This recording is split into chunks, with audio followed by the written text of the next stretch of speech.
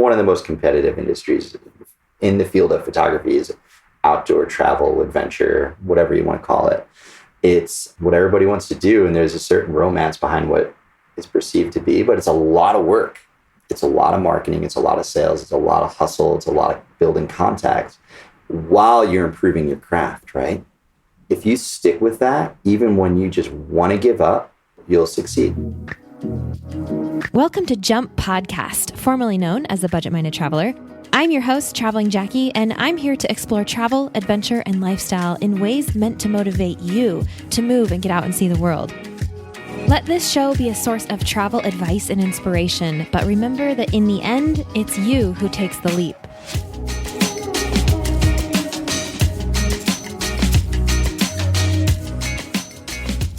Hola, how is everybody? Para los que hablan español, estoy aquí en Chile, en el sur de Chile, en Puerto Varas, donde está lloviendo sin parar.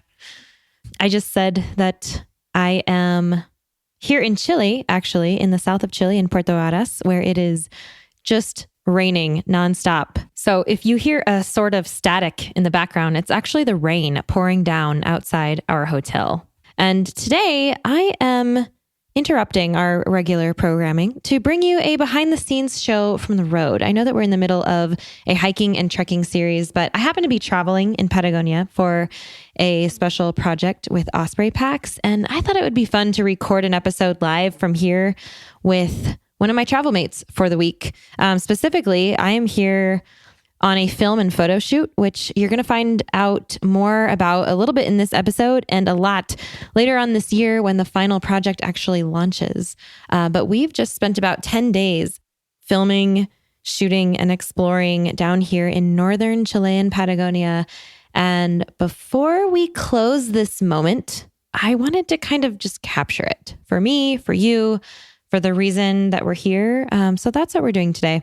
My guest, whom you'll meet in a minute, is Dan Holz. He's the photo video manager at Osprey. And so this episode is going to cover sort of two topics. We're going to talk a little bit about where we are and why we're here and what we've been doing and what's coming out of this project. And then also we get to hear about Dan's travel photography hacks and packing tips as well. He's been at this for over 15 years, so he's got more than a few tricks up his sleeve to share with travel photographers or aspiring travel photographers out there. This episode is brought to you by Escape Campervans. These guys are the largest camper van rental company in North America. They have over 600 vans in 12 depot stations across the country, which gives you the option of a round trip or a one-way rental, allowing you to do an epic point-to-point road trip. Think about these for hitting a festival and needing a place to sleep, or picking one up for a weekend trip, or perhaps taking it on a camping road trip where you'd rather not sleep on the ground. They are all equipped with queen-size beds, kitchens with sinks, stoves, fridges, and they offer bedding and kitchen supply kits to rent so you don't have to pack that gear yourself. And since they're vans, they get better gas mileage and are far less cumbersome than big RVs. Rentals start at just $37 a day in the low season, and it gets better because they're offering us a 10% discount. So go to escapecampervans.com/jump and enter promo code JUMP10 to get your discount. And then come find me on Instagram and tell me where you're taking your van. I'd love to hear about your adventures. All right, back to Patagonia we go. We're so grateful to Osprey Packs for partnering with us and supporting the podcast, so please stay tuned for more about them later on. I have an opportunity for you to join me in real life for some real travel. Here's the latest Jump Adventures update.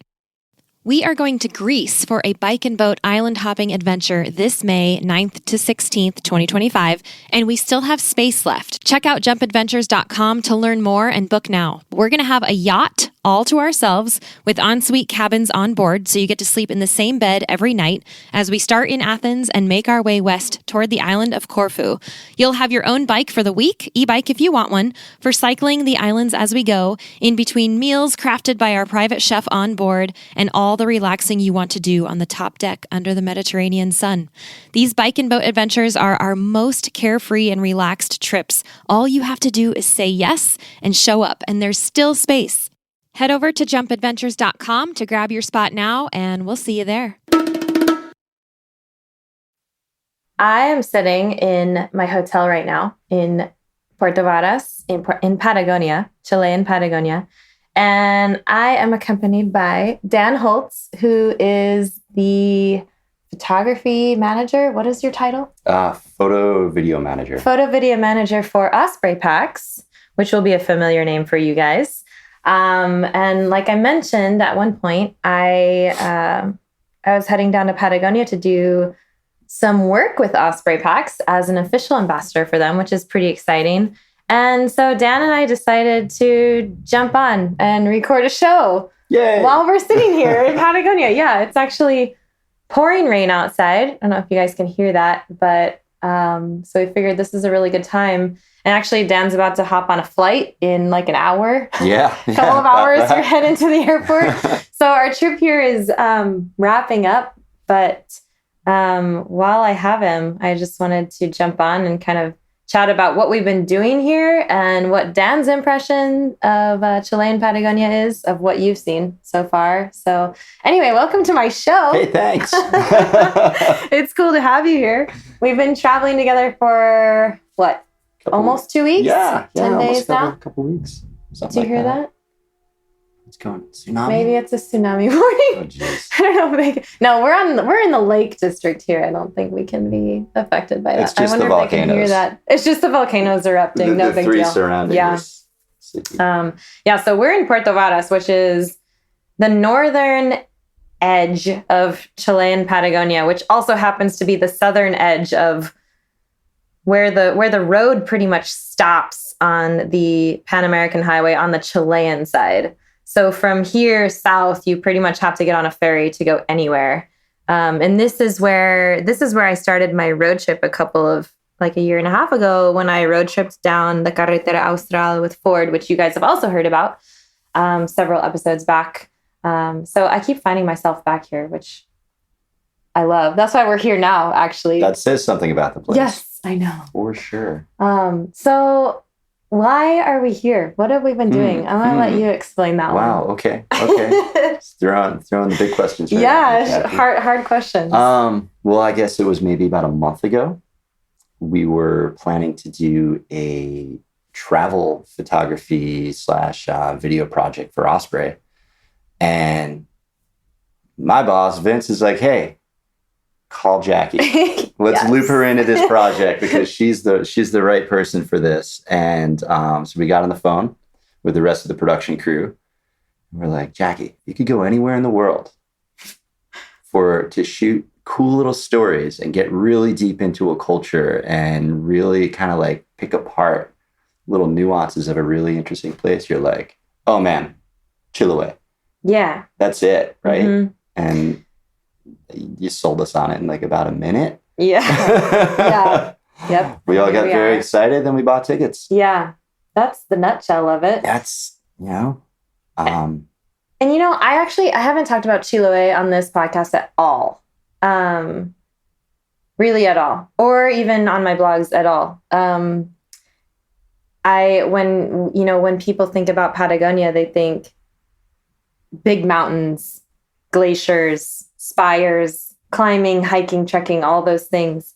It is more rare, less often that they think of Chiloé, that people even have been to Chiloé, that they know that there is a part of Patagonia that is so steeped in tradition, where the people are so connected to their ancestry and really, really disconnected to pretty much everything else.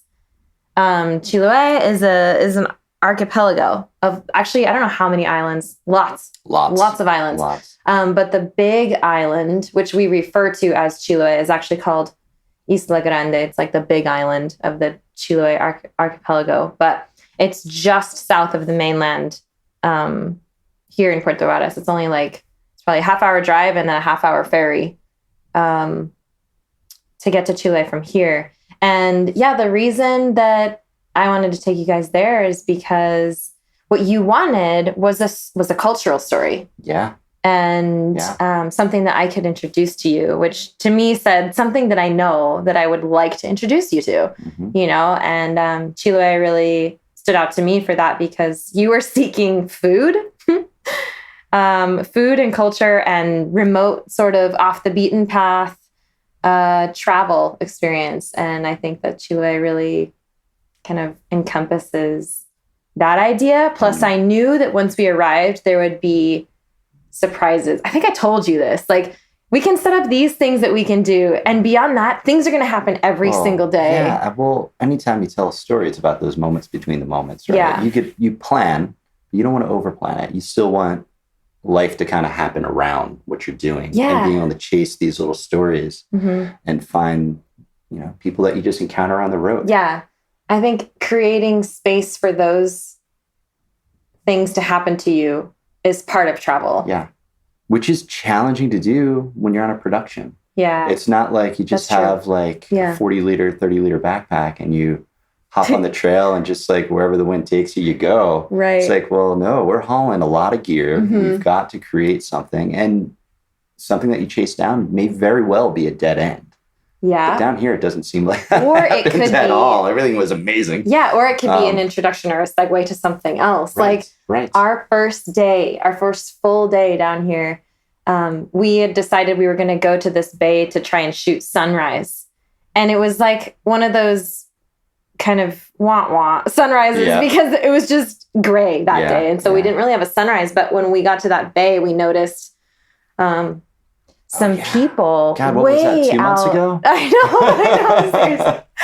We noticed some people way out in it was low tide. So they were way out there. And we were on shore, I suppose you could say. And they were way out in the muck, in the sand. And they were harvesting seaweed. And we could see them through our telescope. We were literally looking through a telescope because they were so far away to see them. And we decided to go talk to these people. And so you guys were like, how do we get a camera out there? Let's figure this out. And so we sent our local guide, Rafa, he is actually my partner that I work with on my group trips when I like the northern Patagonia trip that I did a couple years ago. Rafa was my tour operator partner down there, and he helped us out with this trip too. So he went trudging out there to talk to these guys to ask if we could have them on camera, if we could talk to them. And meanwhile, we're trying to figure out how to make our way through the muck. And before I knew it, I'm asking one of the workers, if I could hitch a ride on his ox cart to get out to the place where they were. And meanwhile, Corey, harvesting seaweed, who is the guy that I'm shooting this with, and I are maybe a quarter mile from you trying to find a way across all of our production equipment. And we just rolled up our pant legs and went, and we're like, Jackie hitched a ride on an ox cart. No! We're like up to our knees in mud, just trying to get as fast to capture that moment because that looks so cool. Yeah. Luckily, we were able to put the long lens on you and get a little bit of that. Yeah, that was fun. But that's exactly the kind of thing. Like, we did not plan for that. Oh. But that happened, and it was a great moment. We had a couple of hours that were dedicated to trudging through the low tide to get to this place, to talk to these people about what they were doing with this seaweed that they were harvesting. And they were so stoked. It was so cool. They were so happy to have us too. They were just like, wow, you guys are interested in what we're doing. Yeah. That's probably a first for them. Yes, I'm sure. So I got to pull seaweed, which was a first for me. Yeah. And so, okay, with that in mind, what was now that we're done, now that we're back, now that we're wrapped, we're back on the mainland. What did you think of Chiloé? Wow. That's a big question. Wow. Too. Yeah. I probably have to go back to my first impression of it when we landed, because we hit the ground running. Like, we were just like, as soon as we got on the ferry, we started shooting. Yeah. And, we've got our bullet point of the story, like we spoke about, that we need to hit, but also trying to find all these other stories. And what stood out to me was that nothing truly stood out in like a crazy punchy in the gut sort of way. Everything was subtle and beautiful and nuanced, and it was about the smiles. Everybody was just so welcoming, and the food was, oh my God, the food. Like, yeah, you're living a couple episodes of Chef's Table at every restaurant you go to. Yeah. And just the amount of pride that they take in their presentation and the flavors and how complex it is and pairing with the wines. And you're like, I've never been on like a proper food tour before, but I feel like we were totally on like an amazing food tour. Dude, I know. It's funny. And then we go backpacking after. Yeah, exactly. And like look at beautiful sunsets. And gosh. And we were talking a little bit about like trying to find familiarity when you travel, right? You're like, oh, this place reminds me of this. This reminds me of this. This place reminds me of so many places, yet none at the same time. Yeah, I love that. Yeah, it's like, wow, does that look like Hawaii or is that Tuscany? I don't know. Or are we in Big Sur? Are we in Big Sur? Yeah, because these trees are huge and the ocean is just powerful and these waves are huge and people are surfing and like, my God, there isn't a lot here, but everything that's here is quality and there's just enough of it. If that makes any sense. It totally does. And I was going to add, it's intentional as well. Like nothing is by accident. Everything is happening for a reason down here. Like even we've been talking about the design of the interior of these places. Like everything is super intentional. It's like there's not a lot, but what there is matters. It plays a role. Yeah. Same with down to every last ingredient of every meal that we've eaten this week. Yeah. Down to the garnish. Yeah. So we made a film. Basically, we were shooting a film, which is meant to be kind of travel inspiration, like real travel stories, connection, that is brought to you by Osprey, essentially. Yeah. When can we expect that to come out? Let's see. It is tied into a product launch. So there are some calendars that we have to kind of like work in there. Some secrets. Guys. There are some new packs coming out this fall. They're going to be really cool. Yeah. I will say. We launch a lot of new product every like 6 months or so. But like this one is like, I can't really talk about it yet, but it's really cool and you guys will dig it. You'll know when it hits the market. But we'll share. You will be, if you're following me, you'll be one of the first to know. You'll see it. There you go. Follow my Instagram. You'll see it at Traveling Jackie. Yeah, and I'll share the video too, of course, when it comes out. Yeah, gosh, we're gonna have to rethink about the video because we could not stop rolling the whole time. We got so much. We're planning on like a 5-7 minute piece. Might just go big with it. Yeah, I might see. There's so much. There's so much content, and I'm very excited. And there are lots of photos too. Lots of still images. Yeah. I've got a lot of gigs to sort when I get back to the studio. That's exciting. Yeah. It's great. So moving on from the whole kind of production thing, because you are a traveling photographer, filmmaker. Yeah. And that I know that a lot of people out there are going to be able to relate to carrying equipment. And one of my favorite things to talk about is packing. Oh, good. Me too. Oh, yay! Me too. And so... there's an art to it. Yeah, there's definitely an art to it. And when you travel, when you take these trips, you're gone for like, what? Would you say 2 or 3 weeks at a time, usually Sometimes, on these big ones? Yeah, on these big ones, for sure. For sure. And you have to be prepared with all of your equipment. But then you also have to pack for... clothes and things like that. So how do you do it? And what kind of packs do you bring? And how do you organize them? And like, how does a photographer? What are your top packing tips for photographers out there? Fun. Where do I start?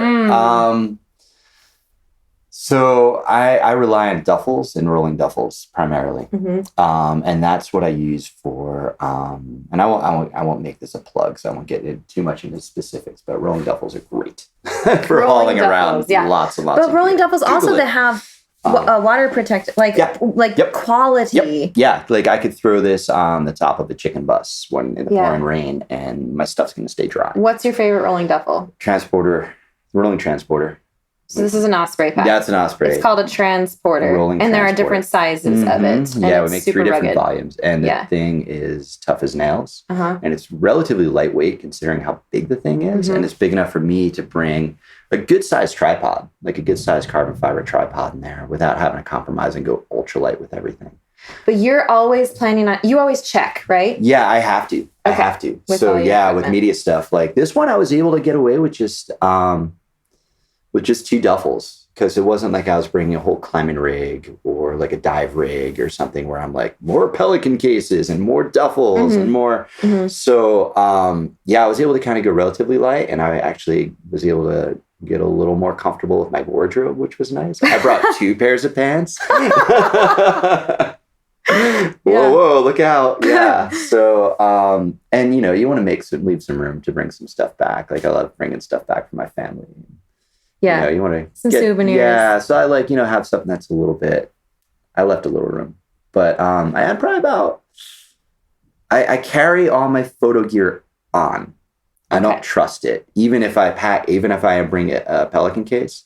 So like, that's foam and everything. I can put lenses in there and you can throw it off the top of a bus and it's going to be fine. It's happened a couple times and everything was fine. Yeah. Also, why you get your insurance. heart just stops and you're like, oh God, there goes all. We'll come right back to that. Let's take a moment now to thank our wonderful show sponsors.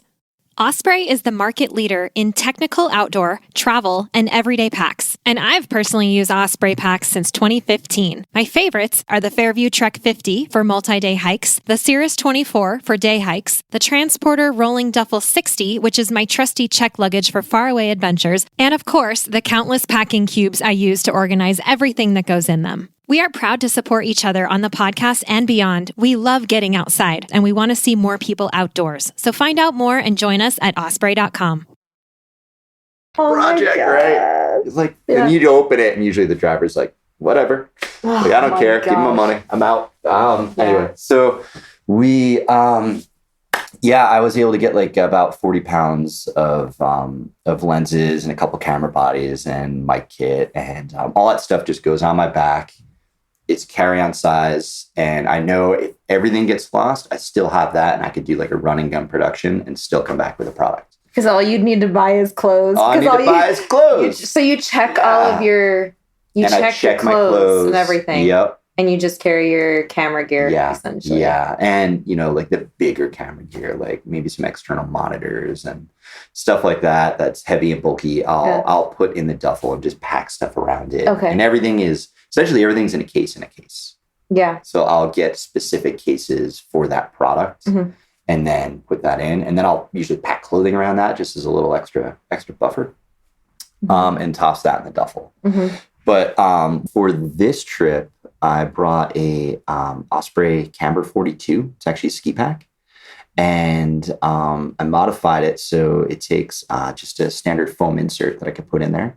And yeah, it's a ski pack. It's a snowboard pack, but it works great as a camera bag. That's really interesting to me. That's like a pack hack. Major pack hack. Major pack hack. Yeah, because how does it open? Because that's the key, like right? you throw it down, the front of it down, and you unzip the back panel of it, and it gives you access to your entire kit. Sort of not too different than like a standard camera bag, like a big backpack style camera bag would be. So when you're on location, you just set it down and you have your entire kit right at your disposal. And it's really easy to get into. The zipper's a pretty bomber, carries real well. It's water resistant with the rain cover. It definitely helps in these conditions that we have down here. Yeah, you need that in Patagonia for sure. So be sure to put a rain cover on it. But so far, man, I've had the same one for 5 years now and it's still going strong. Wow. Yeah. But okay, so it's not, so you take the ski pack, but then what do you put inside to make it work for photography? Because it's not just like throwing everything in. Yeah, you could get cubes essentially. You could find them online, and it would just, you measure out the insides of the pack and make sure that the cube fits what you want to fit. It's like a modular foam sort of Velcro, insert thing. like standard camera bag look to it. And then you could just move it around based upon your lens size or whatever else is in your kit. Works really, really well. You could even put a smaller cube in there if you want more room for personal gear like jackets and whatever else. If you have room for that. If you have room for that. Yeah, it's like, do I bring one less lens and bring a jacket and be warm? Or one more lens? Do I protect myself or my camera? Yes. Yeah. It's how much are you willing to suffer for your art? Yeah. So that thing has been great. Although I will say Osprey kind of spoiled me and made me a custom camera bag too that I use. It's a little bit smaller. It's so cool. But it's on it's a very similar design. It's just slightly wider. Okay. Yeah. Yeah. We can never have enough backpacks. My God, I've shown you photos in my garage. Yeah. I've got a problem. Hey, you work for a pack company. Yeah. That's all right. Yeah, totally. What's my excuse? Yeah. That I can't help you with. Yeah. Okay. And then, so yeah, anything else with the packs themselves? Gosh. Well, I mean, that's like, I think that's like your typical rig for traveling. Yeah. If you're going to do a backpacking shoot, it's completely different. Like you would have like you'd go more modular with it. I want to bring a camera bag per se for that. I bring up my big backpacking pack, and I would put smaller like cube-like packs within it. Yeah. And then that's what I would use to keep my gear safe while I hike into and establish a base camp to then do shoots from that base camp. That you have to pack a lot more minimally because you're only taking the one. Yeah. Right? Yeah. So it's like maybe instead of bringing like 5 lenses, I'm bringing 2 or 3. And depends how strong my assistant feels like being to help me carry more gear.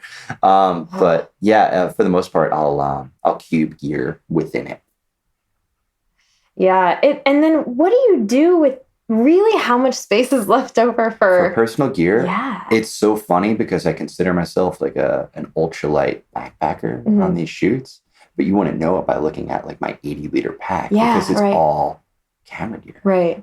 But like I'll have like ultralight tents and ultralight sleeping bags I pack down to like the size of a softball. And that's in there with it? Yeah, everything's all in there. Oh, so you've got like your full backpacking kit, plus usually on average about 20 pounds of gear or so of tripods and sliders and whatever else you're bringing. So if you were to streamline my kit to take all the camera gear out, it would just be like a little buddy. Yeah. It would, right. So envious of those people. You only need like a 15 to 20 liter. Oh my God. Yeah. Yes. Yeah. Especially, I don't know how it's like even easier for guys. It seems like my brother will show up on like a month-long trip with a 20-liter pack. You know what will happen? He ends up carrying other people's stuff because he's just got this little tiny pack. Kidding. And he's like funny. Sherpaing or for other people. Well, I mean, the bigger the pack you bring, the more crap you're going to take. That's true. Need. And that just goes for everything. Yeah, minimalism is the key to packing for sure. Totally. Just bring what you need.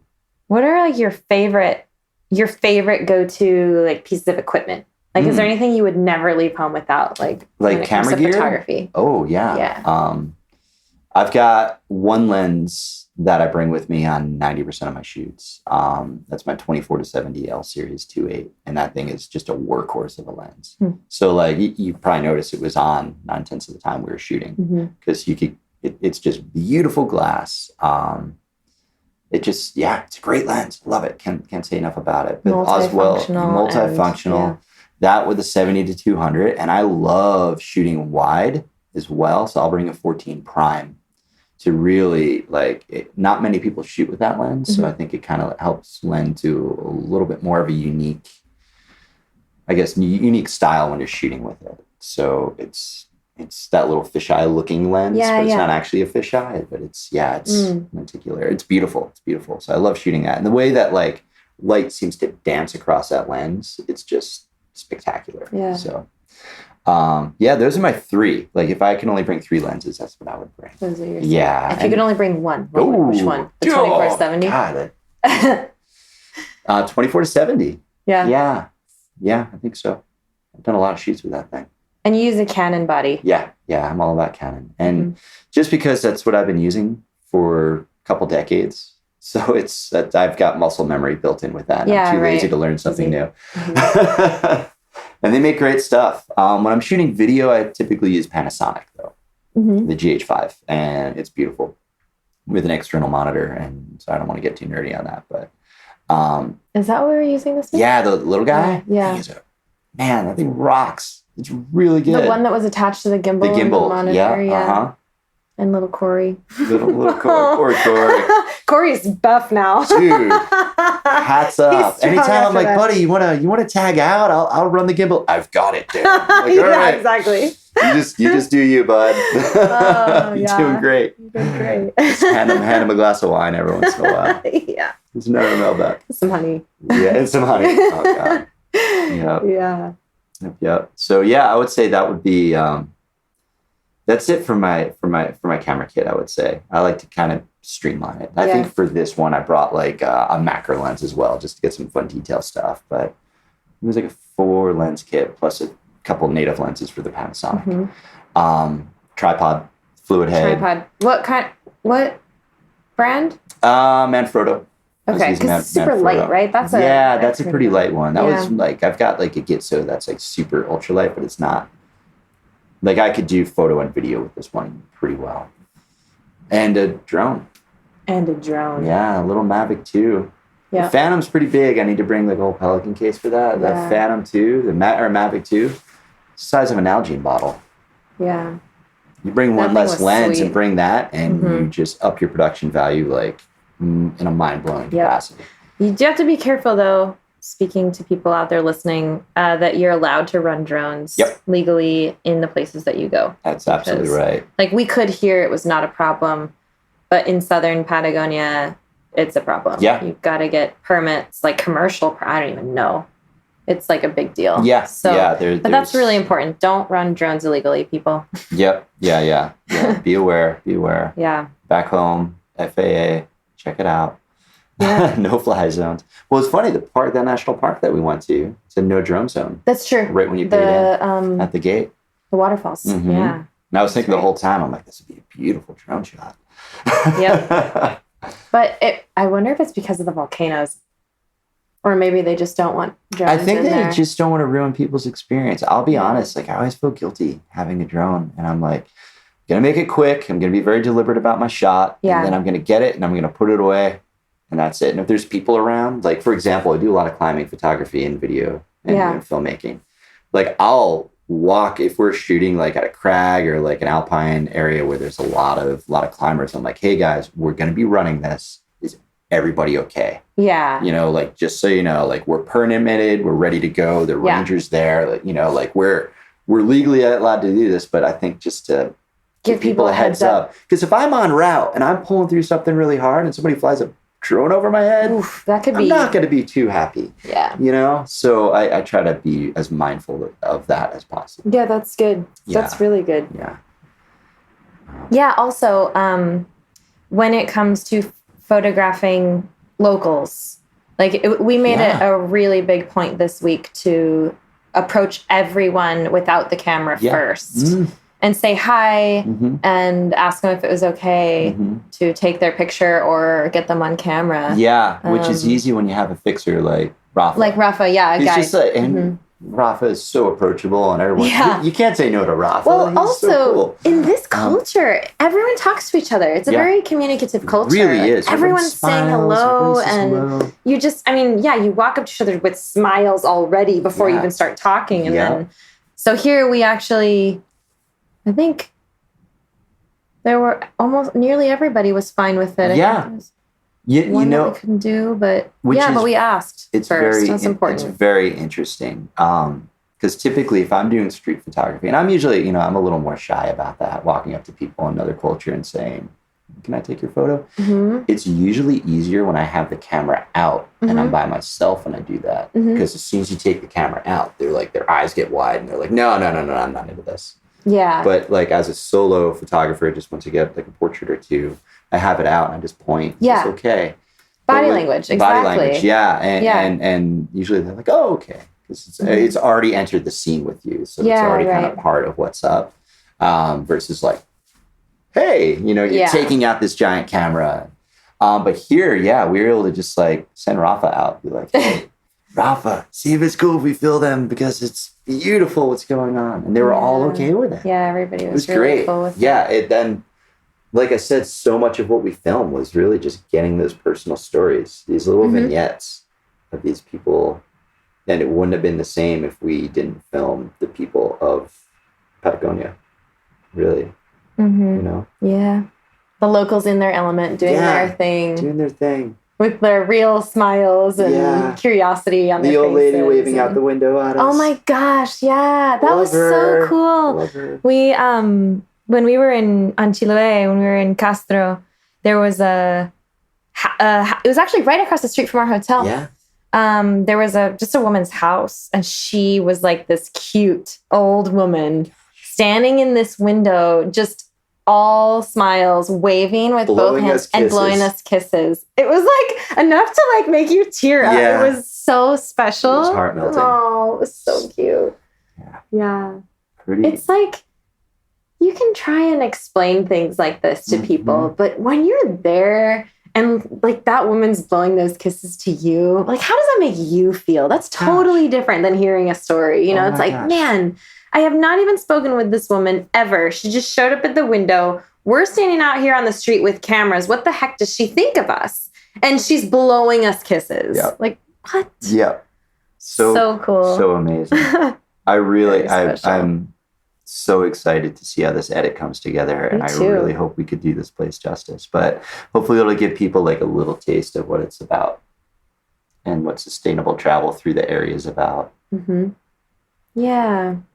Definitely. What this place has to offer and why it's important to keep it this way and explore it and spend time with the locals and see it for what it really is. It's a totally different side of Patagonia. And that was, weren't you beforehand, you guys mentioned, a couple of you guys mentioned that you were thinking about this before, is like, you know you're going to Patagonia, but you're not like gonna see, you know, the big, impressive like Patagonia. Yeah. I'm not coming down here to climb alpine routes with my buddies. I'm here to like dive into a culture, and I haven't seen a mountain yet.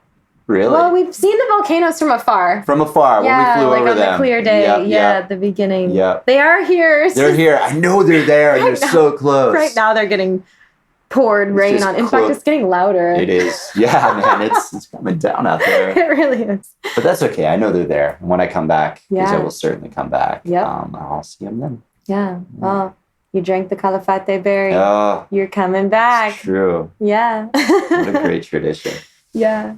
Well, it keeps working for me. I mean, here I am again. Yeah. So. How many times have you been back here now?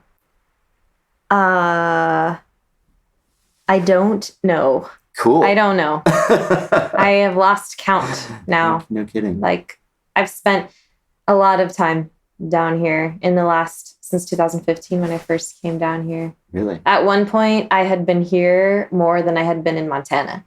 In those like 3 years, I'd spent more time in Patagonia than I had even in Montana. But nothing wrong with that at all. No, it's just part of my path and where my path has taken me, and it keeps bringing me back here because it's part of who I am now. So but it's been really cool to be able to share this with you guys. So. Yeah. Oh my gosh. We feel so lucky that you shared this with us. Yeah. Thank you. And you could tell by the grins that we were wearing all week. I know. We were putting in, 14-hour days, but we'd go to bed very well rested, just happy and content to check more out. Yeah. Just experiencing this place with someone who loves it. I know it makes a difference. The food makes it very easy to love it too. Yeah, I know. Oh my God. Mind blowing. Well, cool. Anything else that you'd like to add about travel photography or here or advice? Gosh, here, I'm going to ask you this. Yeah, because this is what you said your number one piece of advice when people contact you is how, not going to ask you to explain your whole path to us, but when someone sees the work that you do and where you've, I guess, arrived to and where you're heading, like in your position with Osprey, you're doing these big photo shoots. If there's someone out there who's aspiring to do travel photography like that, what's your number one piece of advice for them? Stick with it. That's it. That's really it. I can't tell you how many times it's hard out there. It's competitive. Yeah. It's one of the most competitive industries in the field of photography is outdoor travel, adventure, whatever you want to call it. It's what everybody wants to do. And there's a certain romance behind what is perceived to be, but it's a lot of work. It's a lot of marketing. It's a lot of sales. It's a lot of hustle. It's a lot of building contacts. while you're improving your craft, right? If you stick with that, even when you just want to give up, you'll succeed, because a lot of people just don't stick with it.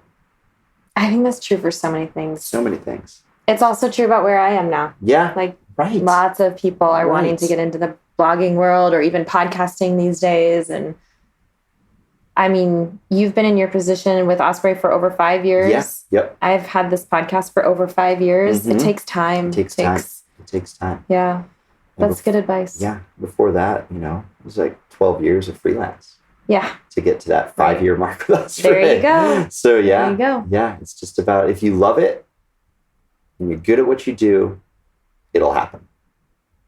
Just gotta stick with it. That's true. Yeah. Just gotta stick with it. Awesome.